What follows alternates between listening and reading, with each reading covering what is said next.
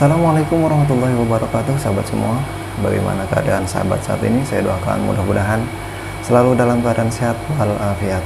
Sebelumnya perkenalkan, nama saya Badun dari Prodi Ekonomi Manajemen semester 2 dengan nomor NIM 289205066. Sebelumnya yang saya hormati Bapak Eras Rasidi selaku dosen pengampu dari mata kuliah Pendidikan Agama. Di video kali ini saya akan membawakan tema tentang pentingnya pendidikan agama Islam di Indonesia.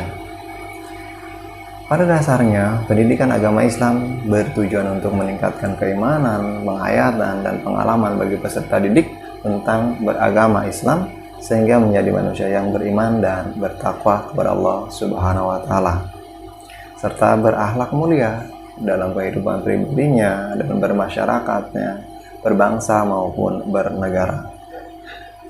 Dalam Al-Quran Allah berfirman dalam surat Az-Zariyat ayat 56 yang artinya, "Dan aku tidak menciptakan jin dan manusia melainkan supaya mereka mengabdi kepadaku."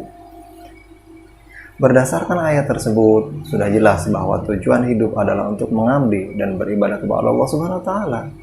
Dengan demikian, dapat dipahami bahwa tujuan pendidikan agama Islam adalah sama dengan manusia diciptakan, yaitu untuk berbakti kepada Allah Subhanahu wa Ta'ala dengan sebenar-benarnya bakti, atau dengan kata lain, untuk membentuk manusia yang bertakwa dan berbudi luhur serta memahami dan mengamalkan ajaran-ajaran Islam.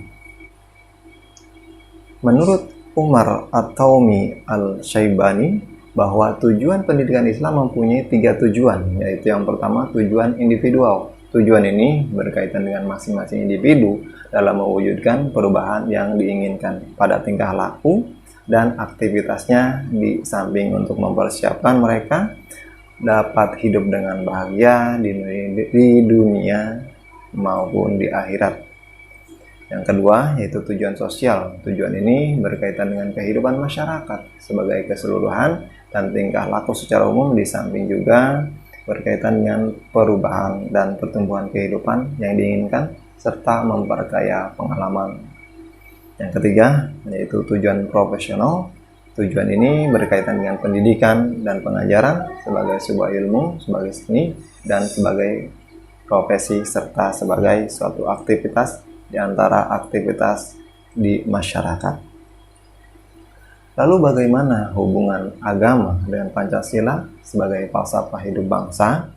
Hakikatnya nilai Pancasila telah hidup dan diamalkan oleh bangsa Indonesia sejak negara ini belum terbentuk. Artinya, rumusan Pancasila sebagaimana tertuang dalam alinea 4 Undang-Undang tahun 1945 sebenarnya merupakan refleksi dari falsafah dan budaya bangsa, termasuk di dalamnya sumber yang terinspirasi dari nilai-nilai ajaran Islam yang dianut oleh bangsa ini.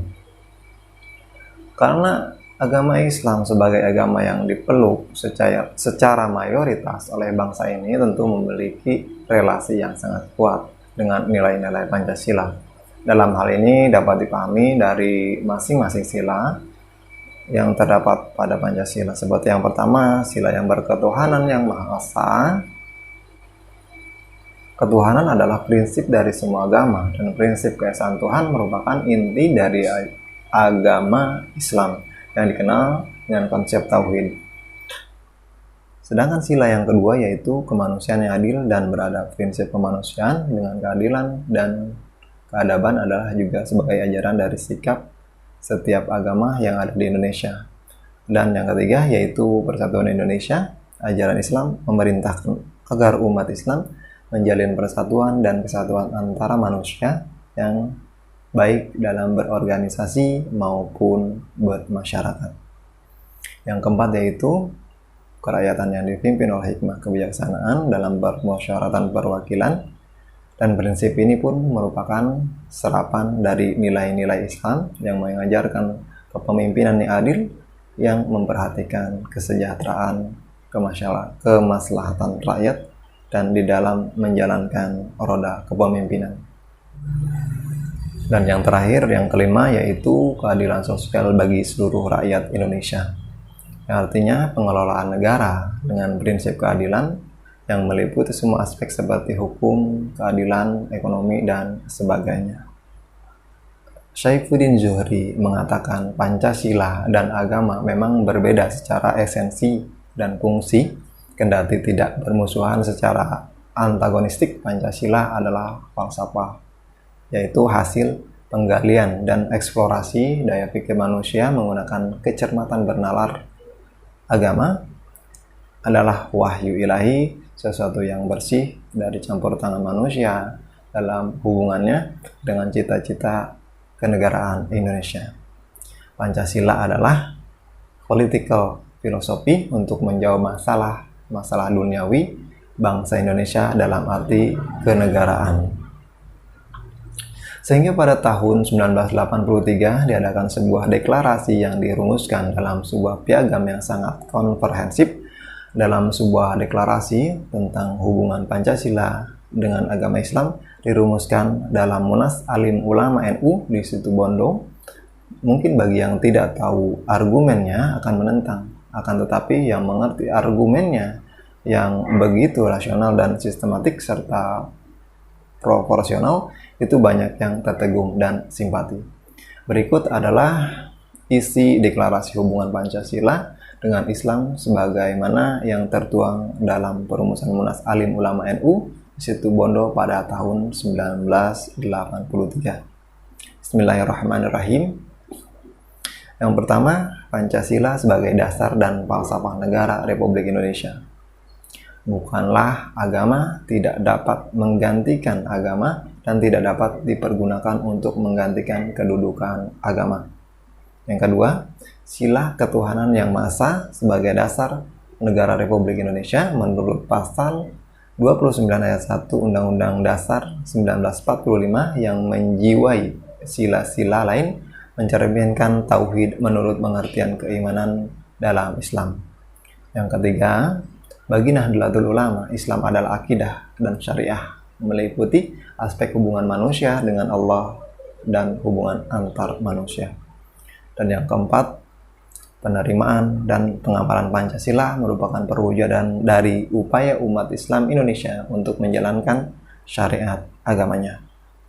Dan yang terakhir, yang kelima, sebagai konsep dari sikap di atas, Nahdlatul Ulama berkewajiban mengamankan pengertian yang benar tentang Pancasila dan pengamalannya yang murni dan konsekuen oleh semua pihak. Kiai Haji Siddiq Rais AM PBNU tahun 1991 beliau menjelaskan bagaimana pandangan NU tentang kehidupan bernegara. Yang pertama yaitu negara nasional wajib dipelihara dan dipertahankan esensinya. Yang kedua, penguasa negara yang sah harus ditempatkan pada posisi atau kedudukan yang terhormat dan ditaati selama tidak menyeleweng ke arah yang bertentangan dengan hukum dan ketentuan Allah Subhanahu wa taala.